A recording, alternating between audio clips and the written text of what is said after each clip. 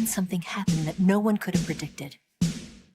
Colonel Volgin fired an American-made nuclear warhead at Sokolov's research facility. Khrushchev demanded that the U.S. government provide proof that it wasn't involved. They couldn't just abort the operation to steal the legacy.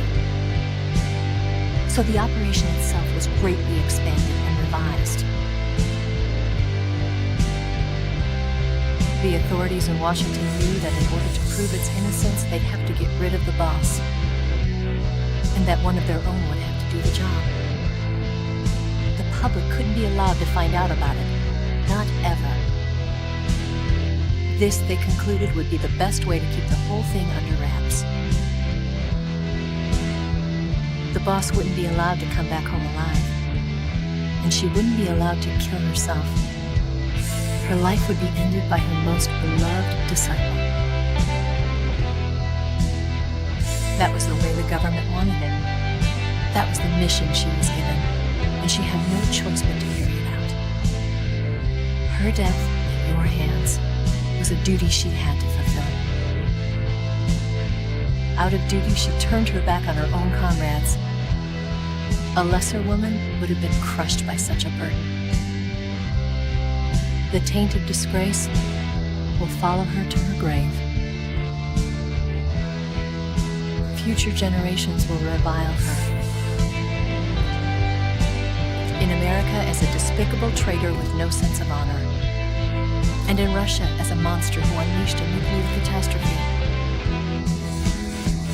She will go down in official history as a war criminal.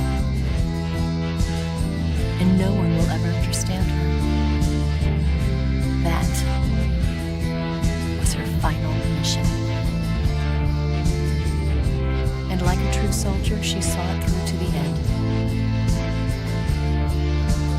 But I think she wanted you, of all people, to know the truth. She wanted to live on in your memory. Not as a soldier, but as a woman.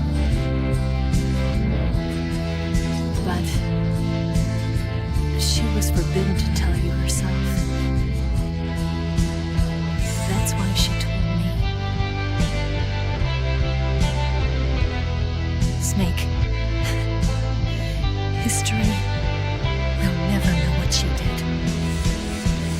No one will ever learn the truth.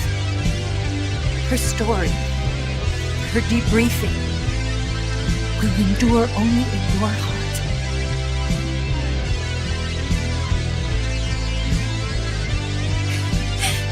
Everything she did for her country.